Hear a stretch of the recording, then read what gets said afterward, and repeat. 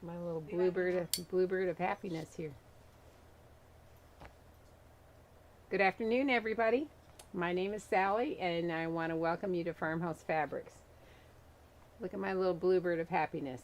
I found this at the thrift store. So cute, and so I'm using it to hold my pointer stick here. So anyway, we have a lot of things to cover today, and they are going to be fun, I think, and some new things, and some talk about interfacing because people have questions. And so I got me a little cheat sheet right here, and we will get started. First of all, I wonder how everybody's doing. We've here in South Carolina, it's been extremely hot this summer, and my house is getting underway. The construction of our house is getting underway, and the foundation was up, and then the floor joists went in, and now they are actually starting yesterday, and today they're putting the subfloor down on the first floor. So I'm very excited about that, and I can see right where my sewing room is going to be. So I'm looking forward to it. I'll have to share a picture or two sometime. But if anybody follows me on my personal Facebook page, I have put a few pictures there, because then my kids who don't live in this area, that can see what's going on. So we have been recovering from a Christmas photo shoot, and it's kind of like planning for a holiday, and you just are so intense and everything is going forward, and then after it's over, it's sort of this big like, oh, and I can't get myself going again. But Christy Newsom said, hey, why don't you make a Kimberly pattern, a Kimberly dress? So this is Kimberly by Bonnie Blue, and I do love this dress. It's really, it has lots and lots of options, and my son and daughter-in-law that live in Australia have a 4-year-old daughter. She wears a size 5. She's nice and tall, and she wants me to make her something. And so I'm making this Kimberly for Rosemary, and I'll show you. I was hoping to have it all the way to the hanging stage, but I didn't quite get there. But I'll show you what we're doing here. Well, while you're grabbing that, we have lots of hot people saying hello. Oh, a lot of hot Friend people. Denise said, we're hot too. Yeah. Sue said, greetings from brutally hot Tennessee. Yeah, isn't it crazy? And then it rains almost every afternoon, and so not only is it hot, it feels like a steam bath. And we have beach weather without the beach. Yeah, that's right. And without the breeze. Mm-hmm. So here is a partially assembled Kimberly, and this is a size 5. And so I went all out using different kinds of interfacing, and so I'm going to talk about that because we discussed the Legacy Dream interfacing when I was making the pajamas for the girls for our Christmas photo shoot, and a lot of people had questions and wondered how it compared with German interfacing and also the baby interfacing. So I have all 3 of those that I want to show you the different weights, but I'm going to show you this cute little Kimberly dress. Kimberly is very simple to put together, and this is a little seersucker that we have, and it's at a great buy. It's a lightweight seersucker, and it's not real puckery, but it came from one of my best shirting guys, and I love the blue and white color. It's really, really cute. And so if I go to the overhead will work with YouTube and Facebook, but it doesn't work with Instagram. That's right? Yeah. But I'll show you up the camera for Instagram. So what I did was I used the seersucker for the dress, and then I used a bird's eye piqué for the collar. I did make my own piping I cut bias strips and made my own piping out of the seersucker. and these little straps will button in the back. So there'll be a little buttonhole in the back. And so I used, I'm going to go to the overhead here and show you. I used baby interfacing. Let me see what's up here. I used baby interfacing to interface the entire bodice. I interface with baby interfacing. And then it's lined in a white cotton. Then, because the back, it buttons in the back, so there'll be buttonholes here along the center back, and then there'll be buttonholes for the buttons for the straps. I also went in and I cut a piece of German interfacing, like, I guess L-shaped, depending on which way you're looking at it, about 1.5 inches wide, and then and I interfaced up the back and across the top of the back bodice. So actually there will be 2 layers of interfacing, and I don't even know if, yeah, you can see it. So here is a German interfacing on top of the baby interfacing. And German interfacing is a cotton batiste. The baby interfacing and Legacy Dream interfacings are polyester. And I like to call them a knit. They're not a knit because you can actually pull a thread to get it straight to the grain, so you know that's not a knit. But it feels kind of knit-like, I guess. And I'll show those to you. But I did interface the straps.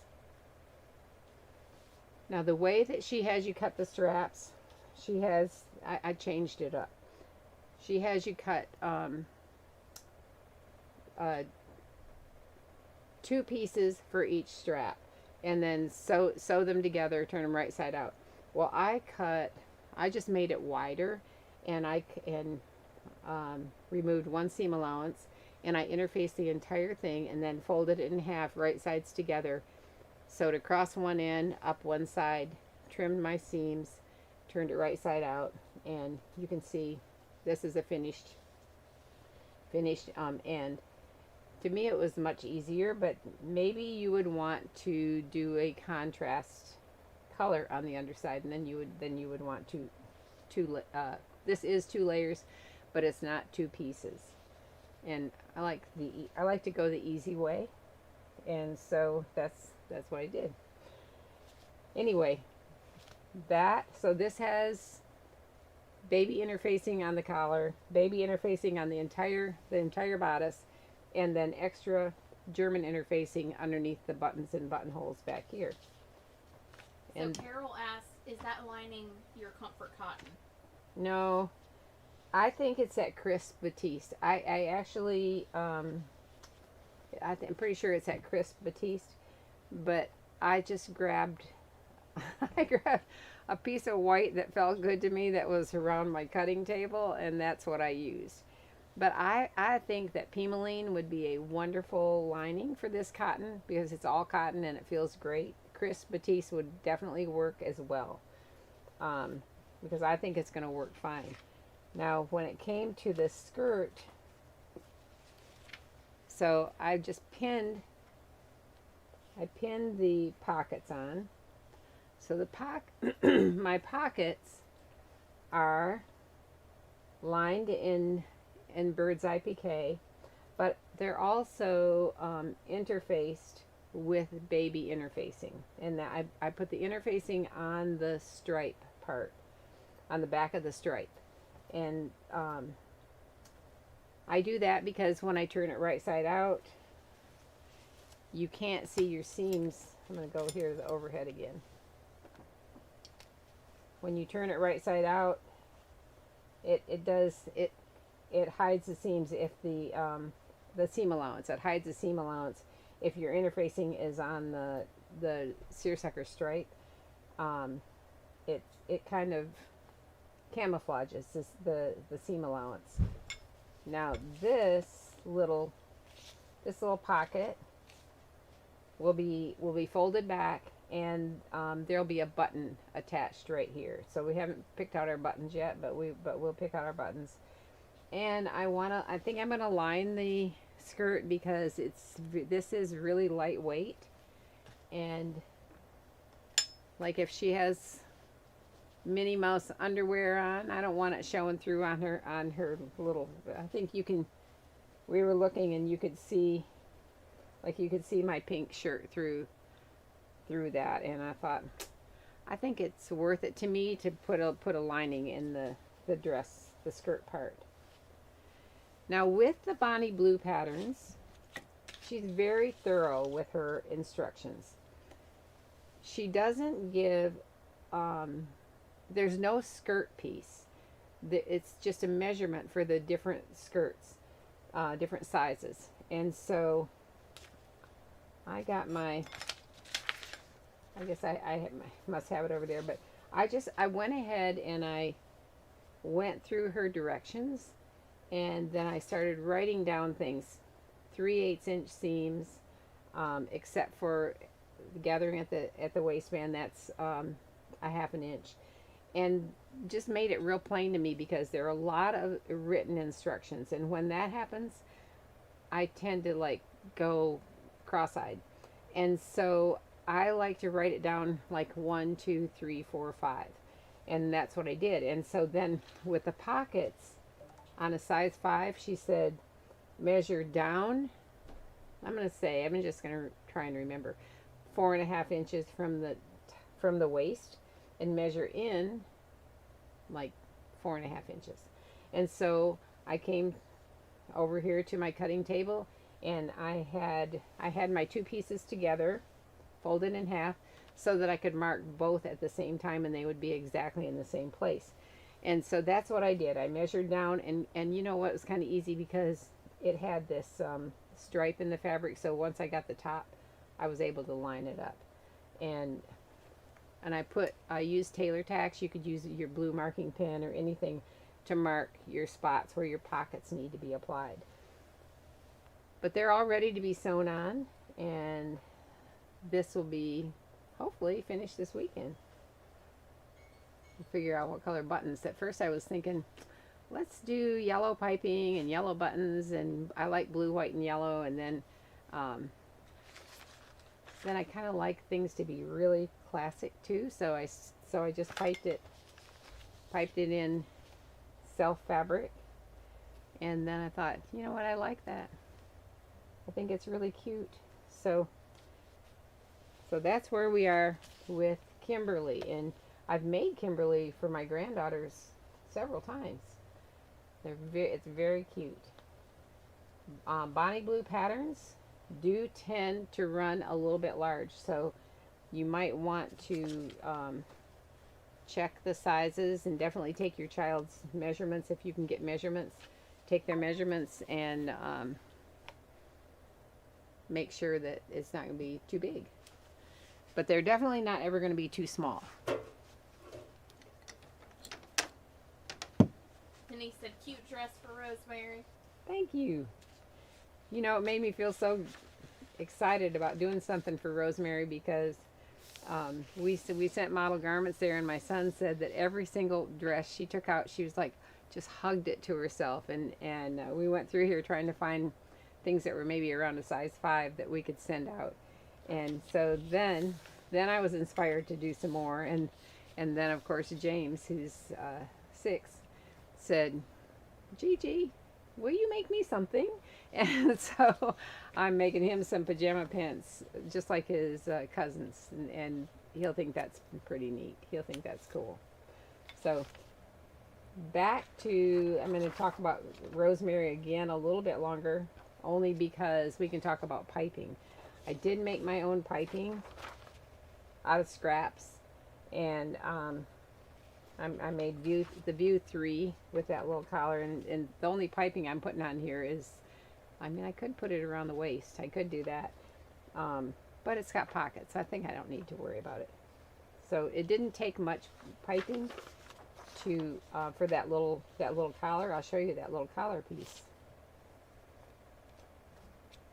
This is the collar piece, And so that goes on like this with this in the center. This is the armhole. And so you just cut 4 of these, and I interfaced it and then cut piping.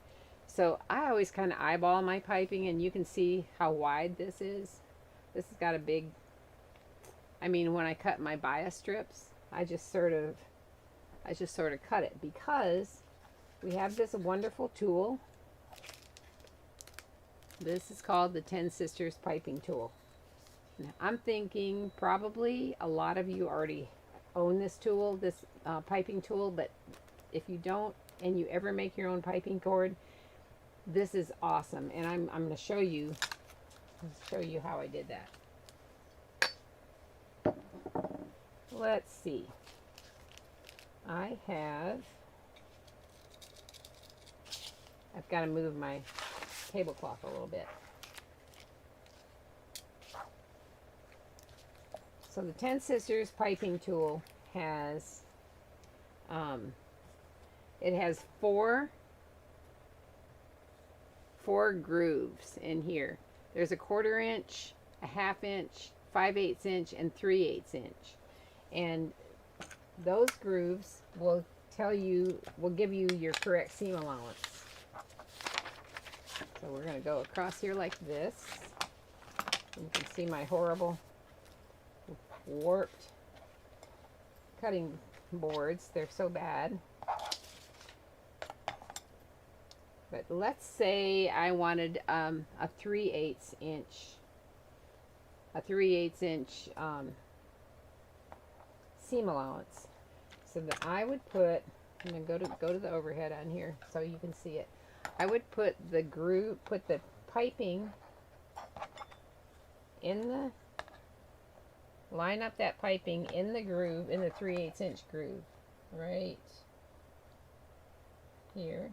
Are we lined up? Can we see it? Yeah, we can see it.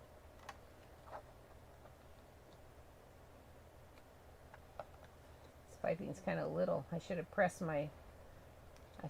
this straight. Oh, you know what? I need to do it this way.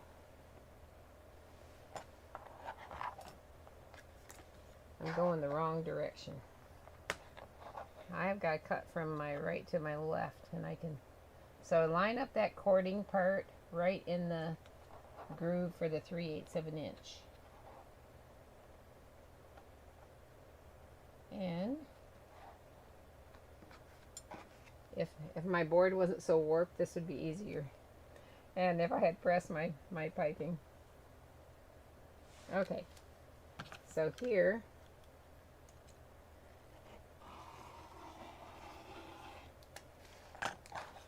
and then I cut it, and it's exactly 3/8 of an inch seam allowance. So this is really a great tool. So it's 3/8 inch, 5/8 inch, 1/2 inch, and 1/4 inch. It's so worth it. So you can eyeball your stuff and have this big old honkin' seam allowance, and you can come right here and you can make it look exactly the way you want it. Now the other thing is, because I was going around, I'm going to be going around a curve with this piping, then that seam allowance has to curve. And so even though it is cut on the bias and it does curve some, it doesn't curve enough to make it work great. So I always go in, I'll do it on this one. And I just hold this in my hand, and I make slits in the seam allowance. And then when you put that piping on your collar, because of the slits in here, and I'll go to the overhead too, because of those little slits in the seam allowance, you can curve that. You can sew that on, and it'll curve right around there perfectly. It just spreads right out. Otherwise, it gets kind of puckery. And so once you trim your piping, then cut your little slits in, and then put it on your curved collar and sew it down. So I know we talked a little bit last week about piping, and I didn't bring it back out here, but I use my 5-groove pin tuck foot to sew my piping to my garment, and it might not work with a really thick piping, but it definitely works with a mini piping. And the needle, normally your needle is set at the center position. Well, then my first when I made this and I just folded my bias over the piping cord, I moved it 3 ticks to the right, 3 spaces to the right, and then I put that cord right in the center of the middle of the pin tuck foot, and then it sewed to the right, 3 ticks to the right of that cord. And then when I came back here and attached it to my collar, I moved it back to the left one tick, and so that way your stitches don't show. And so then when I sewed the other side to it, I just sewed right over the line that I'd already made. I followed the line that I already made, and then made perfect little piping. Patty Robinson said she just learned a new technique. Really? Mm-hmm. Good. That makes me happy, because I always feel like everybody knows this stuff, and so I'm never sure whether you're gonna say, "Why are you wasting my time?" Well, thanks, Patty. Thank you. All right. So, piping cord, piping and clicks, and the 10 Sisters piping tool. I had to dig around here for a rotary cutter. Normally I don't use a rotary cutter much. A lot of people do all of their cutting out with a rotary cutter. I just it never became a habit with me. I like it when I use it, but I usually use scissors. I feel like I can get around the curves and where I'm going with those. And so, but anyway, if you use a rotary cutter, you probably cut out things a lot faster than I do. That's what I'm thinking. All right. I came across a pattern that this is from 1981, and I thought surely this cannot be the entire pattern in here. This is machine sewn French handmade look ladies gown. This is for a ladies gown, and I thought, I'm going to show you guys, because 1981 and for heirloom things, there weren't not a lot of patterns for heirloom sewing, and this is such a pretty little thing. Let me show you this up close, and then I'll go to the overhead. But how can this possibly be for a lady's gown? And would we go crazy today if we got a pattern that looked like, that had the pattern pieces like this? So you can see 1981, and it's got like a square yoke, and I thought, well, surely the yoke is going to be there, but it is not there. So let's see where it starts. Here we go. This says measure across the chest and the back to the desired width for the yoke. Cut 2 embroidered insertion strips those lengths across the chest and the back, and then measure across your shoulder to desired length for shoulder straps. But I'm thinking, what if you're making it for somebody? Like, how would you know? There's not really, it doesn't give you sizes, like for a size 6, measure 10 inches. It does not give any of that. But this is such a cute, it'd be worth making this because this is cute.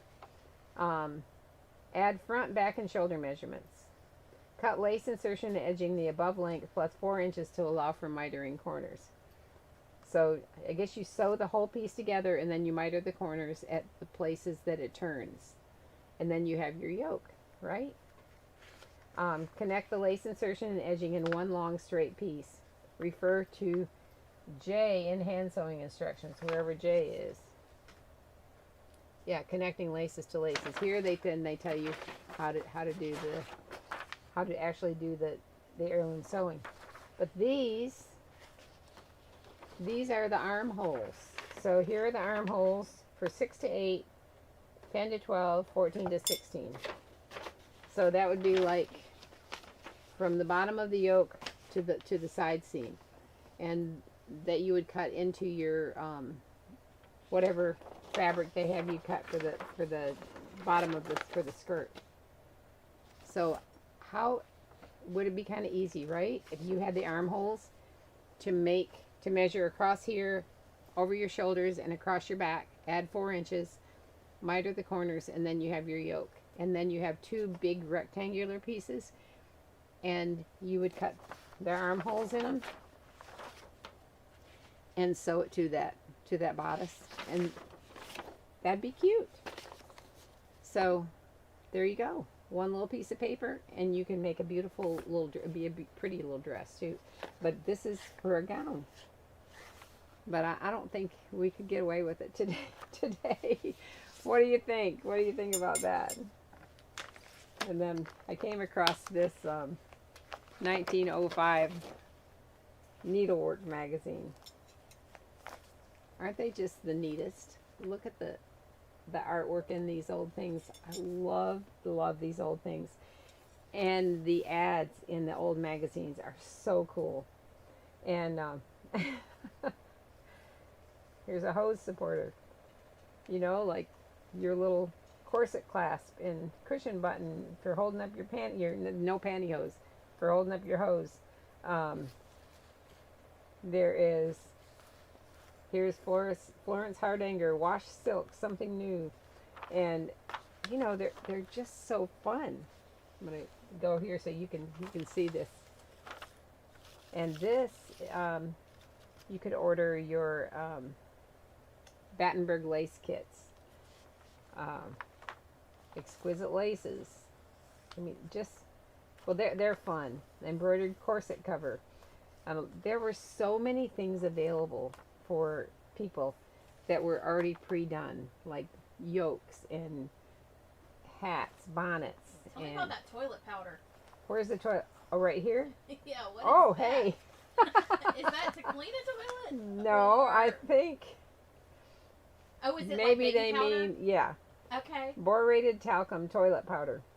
That's for your toilet, not your toilet potty, but your, you know, Tell me more. beautifies and preserves the complexion. A positive relief for chapped hands, chafing, and all skin afflictions. Okay. There you go. There you go. Yeah. These are fun. These are fun. So if you come across an old sewing magazine, you're going to have fun looking at their designs, and you also have fun looking at the ads. But man, they did like lace shaping. Had some really neat baby's lace cap. They had yeah. See, these were pre-embroidered pieces that you could order. These are tabs and collars that were pre-embroidered. We have to pull out that box of old collars. Oh, I know. Were they collars that we found that we got from that sweet lady, some beautiful collars. And yeah, they were collars. They're gorgeous. And never seen anything like that.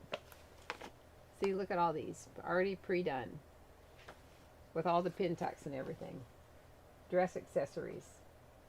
Yeah. They're fun. I've always loved looking at the children's clothes. Sometimes you can still get ideas from the old children's things. But this is 1905, and it was a home needlework magazine for 1905. The Mother's Mission. This is Mrs. Winslow's Soothing Syrup. I'll show you the picture of it right here. Mrs. Winslow's Soothing Syrup. A great emperor once asked one of his noble subjects what would secure his country the first place among the nations of the earth. The nobleman's grand reply was, good mothers. Now, what constitutes a good mother? The answer is conclusive. She who, regarding the future welfare of her child, seeks every available means that may offer to promote a sound physical development to the end that her offspring may not be deficient in any single faculty with which nature has endowed it. In infancy, there is no period which is more likely to affect the future disposition of the child than that of teething, producing as it does fretfulness, moroseness of mind, etc., which, if not checked, will manifest itself in after days. So you need to use Mrs. Winslow's soothing syrup. I wonder if it had alcohol in it. Oh, it had alcohol and morphine in it. Oh, you're kidding! Emma looked it up. It had alcohol and morphine. I wondered because that was around the time I would listen to this thing about children and mothers getting addicted to morphine, and it was around that time. My so goodness. I bet it was Miss Winslow. Miss Winslow. Uh-huh. Miss Winslow was addicted to morphine. Getting all the moms addicted. And so, yeah. And so that gets rid of fretfulness, moroseness of mind, etc. And I bet it does. there you go. Anyway, a little bit of stuff from more than 100 years ago. It's kind of fun, right? Yeah. So. Oh, someone on Instagram, she said, I have a 1914 Sears baby catalog the same year my mother was born. Oh. Heirloom laces for pennies. Yeah. Love looking through. Yeah. That's neat. It is neat. I did unfortunately lose a lot of those really old early 1900s magazines, sewing magazines, when our house burned, and I love the artwork, and it was so pretty. Because I've been pressing so much lately, I wanted to show the wool pressing mat. I know that a lot of you use this, and wool is great for when you press, like steam, because it absorbs the heat, and then it kind of presses from the other side as well. I mean, it like sends the heat back, and so then you're pressing your garment from both directions. But wool is awesome, and we have little we call them pressing partners, and it's a piece of heavy wool that that you can put on your ironing board, and then also a piece of silk organza. A piece of silk organza goes with it to use as a pressing cloth on the top of your thing, so you can press through it, you can see what you're doing, and those are called pressing partners. And so we do carry those, but we recently ordered this from the Gypsy Quilter, because if you have a mat, I'm sure it can get little fuzz balls on it, and this is a wool cleaning mat, and so it has like a little like if you were, I want to say raking your dogs. This little rolling thing here. It would pick up all the little. Can you hear it? Can you hear it? It's got little serrated edges, and it would pick up all the little stuff off your wool mat. So these are kind of fun. These are from the Gypsy Quilter, and I've been thinking a lot about pressing lately because I've been doing a lot of it. And so then we've had questions, and we've had a lot of people that have ordered the Legacy, what we call our Legacy Dream interfacing, and it's like super lightweight, and I used it when I made the girls silk pajamas. See, you can, this is the 18-inch width, and you can see right through it, but it works so well, and on the real fine fabrics. And in fact, we had someone that asked us, this was a good question, could she iron this on the back of a silk organza, a printed silk organza, to make it just a little more opaque? And I thought, well, maybe. And so I pulled out, this isn't really, this is like an organza, but it's a little more drapey. It is silk. So I pulled a piece of this out today and ironed a piece on. I messed it up right here, but I'll show you anyway. So you can see you can, it is more opaque. Can you see that, Emma? You can see it, can you? Yeah. But my problem here was that I wasn't careful enough, and my silk crinkled, and then I ironed over it, and then while it was still warm, I pulled my interfacing back, and then I messed up my interfacing. So don't do that. But yes, you could put it in the back of a silk organza, and silk organza is not quite as drapey as this, but it gives you the idea because it is very sheer like this, and you could put that on there, and it does make it. It's not opaque, but it does make it a little less see-through. It gives it a little more body. So yeah, that's definitely a possibility. And so I'm going to show you this is the lightest weight that we have. It's called, we call it Legacy Dream.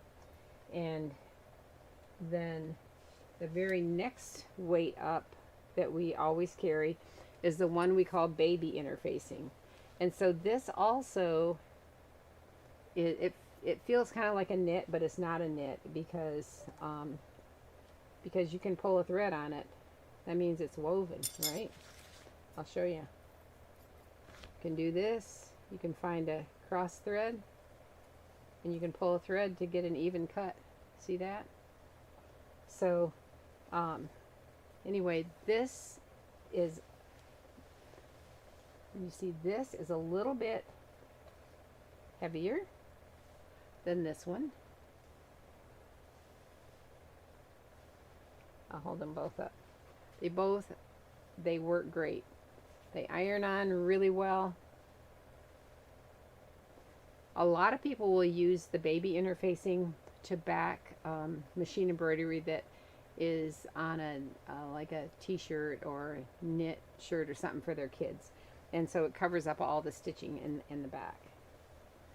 But the baby interfacing we have in 60-inch width and 30 inch width. Yeah, we don't have 2 inch. Then in the Legacy, we have the 58-inch, we have the 18-inch width, and we have a 2-inch width. And then we have this wonderful German interfacing that this is all cotton. So you can see through it, but it is a batiste fabric, and it has the fusible. It's fusible, and it does not. You don't have to pre-shrink this, even though it's all cotton. It's been triple mercerized, which means it's been pre-shrunk, and that's a big plus for this baby interfacing. And it's pretty solid, but it's also very lightweight. So we have the 3 that we always have. We have other interfacings as well, but the 3 most used ones that we have: the Legacy Dream, the lightest weight, baby interfacing, which is a little bit more opaque, and then the German interfacing, which is all cotton, and it might be a little more firm. And so I wanted to just show those 3. Here we go. This one, the Legacy Dream, I use it on the girls' silk, and because I go out in my yard and I pull weeds and I do stuff like that, then I end up with not very attractive hands, and they might have snags and that kind of thing. So I'm always like grabbing lotion that doesn't get on your fabric and have to lotion up my hands before I use it, because it wants to snag a little bit. It doesn't make any difference when it's ironed on, but it can drive you crazy when you're trying to use it, and then you get it all laid out just right, and then boom, your hand touches it accidentally and it moves over. You're like, ah. All right. Well, you can see I'm even rolling it up. I'm getting caught on it. So Rosanna asks, what is the fiber content of each of them? The Legacy Dream and the Baby, they're polyester, and the German interfacing is all cotton. And always, always, always, I use a pressing cloth when applying I always do. And that way, what if you accidentally had your interfacing the wrong side up and you went to iron it, it'll be stuck to your iron. But also, you know, because it's so fine, the fusible, the glue stuff does come through a little bit and want to get on your iron. So also, I did notice when I was working on this dress that I need to clean my iron again, and I just cleaned it, you know, when I was working on the kids things. But it's almost like you're all ready. Your garment is completely done, except you want to do that final pressing. And so you come over here and you decide, well, I can just go put my iron on here, and you rub it the tiniest bit. Well, if there's any kind of bump, and it's usually on white, right? It rubs off that crud that gets on your iron. It rubs it off right on the edge of the collar, or the center of the collar, or right here.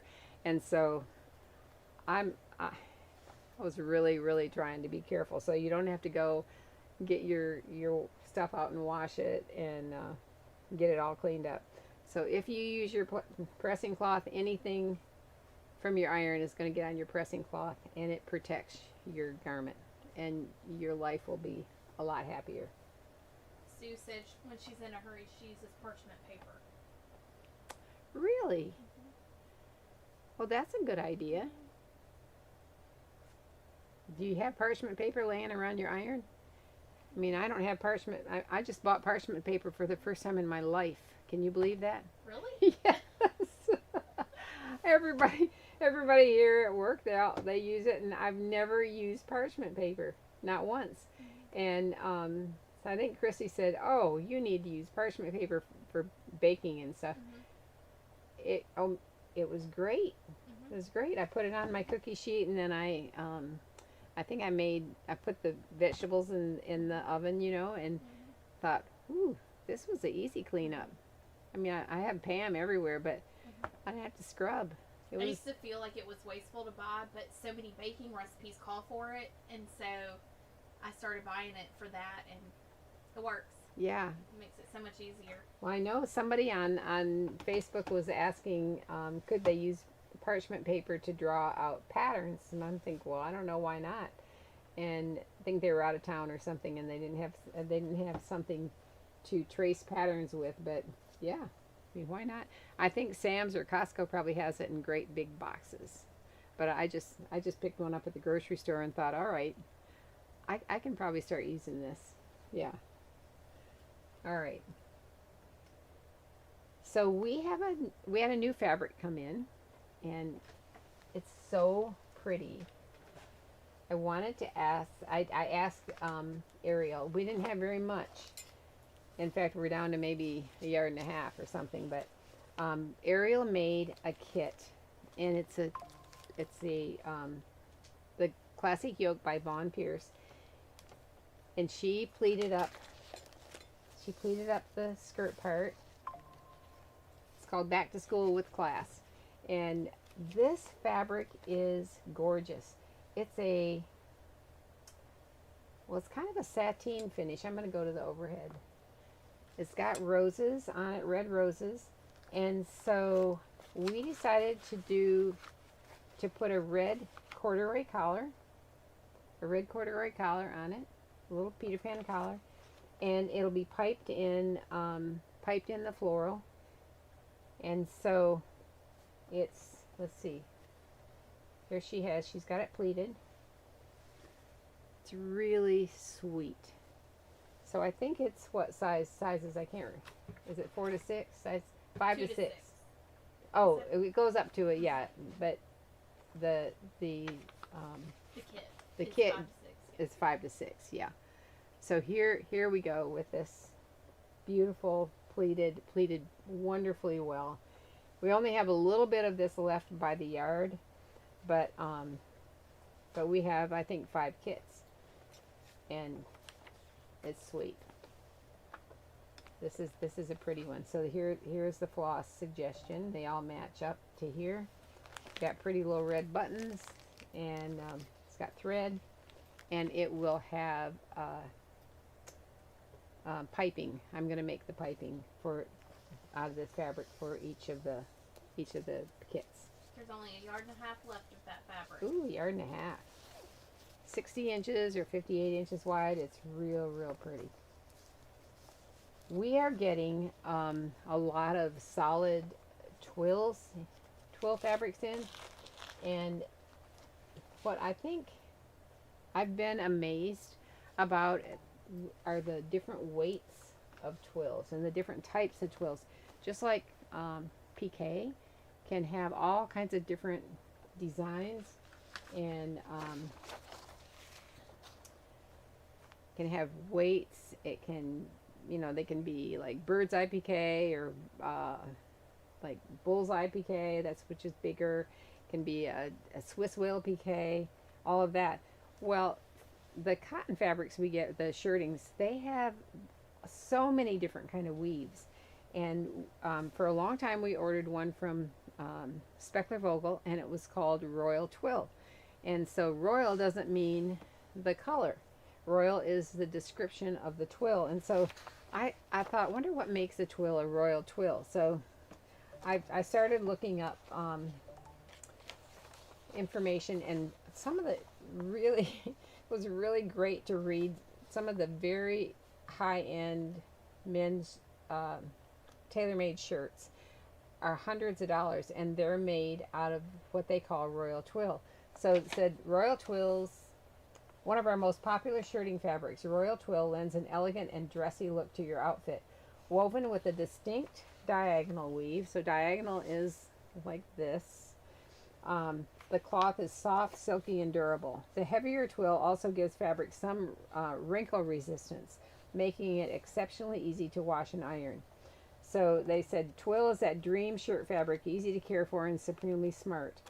And this is thanks to its weaving method, which uses twin horizontal yarns over and under vertical threads to produce a distinctive diagonal pattern. The result has a flattering drape and is soft, substantial, and crease resistant. And so we got in several royal twills in the past couple of weeks.